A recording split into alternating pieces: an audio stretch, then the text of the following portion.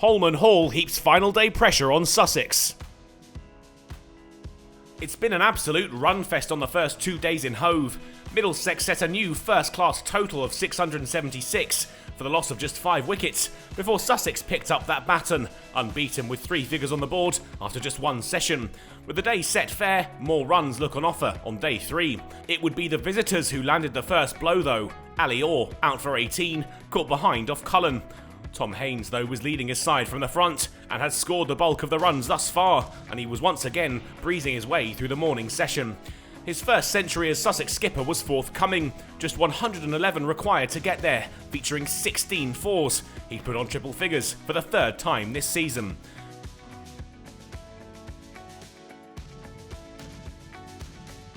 The team 150 came in the same over, and with the 5th ball, they put on a 50-run partnership in just 35 minutes together. Brown then was the latest in a long line of players in this match to reach a landmark total, his 44th 50, reached off 65 balls. And Sussex were soon up to 200, Brown continuing to pick apart the Middlesex attack and helping put on 100 for the 2nd wicket before lunch. The score was up to 217 for 1 at the break, Sussex still 459 behind, but having enjoyed another good session.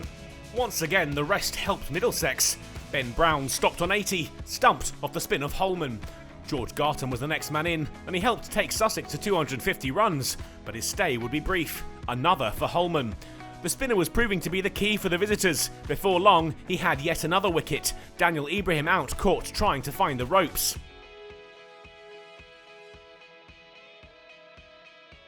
Haynes remained, teammates trudging back to the pavilion, but his knock was one of real quality, and with his 23rd 4, he went to 150 runs.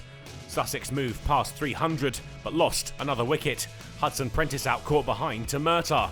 Haynes had played his way to a new career-best first-class score of 156 when he too fell to Murtagh.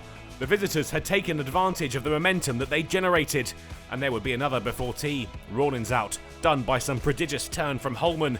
Tea taken with the fall of the wicket, Middlesex really turning the screw. 2 balls after the break, Hollman had his 4th. Carson caught behind for a duck. This pitch was certainly doing a bit now. He didn't have to wait long for his 5th. Carter out for 5, caught via a leading edge. And the innings came to an end when Crocombe was bowled via an inside edge. Sussex all out for 319, and the visitors had an opportunity to try and force a win.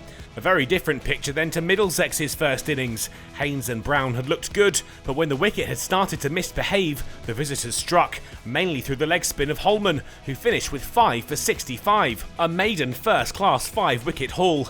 And they trust their bowlers to do it all again. Sussex asked to follow on, still 357 behind. Once again though, Sussex were off to a serene start to the 2nd innings. It was quite a turnaround for Haynes, who was right back into his groove, and he and Orr were up to 50 in 16 overs. You couldn't keep Hollman out of the game though. The Middlesex leggy made the first breakthrough in his 2nd over. Orr bowled for 20. And he had a second not long after. Ben Brown was looking to take the initiative, but dragged his back foot too far forward, and John Simpson did the rest. 7 balls remained in the day when Sam Robson trapped night watchman Hunt LBW with an excellent delivery, and the hosts were well onto the back foot. Sussex reached the close knowing they'll be under massive pressure on the final day here in Hove. Haynes the key wicket for the visitors, who know that this pitch is now offering a lot of assistance to the spinners after the run fest that had gone before.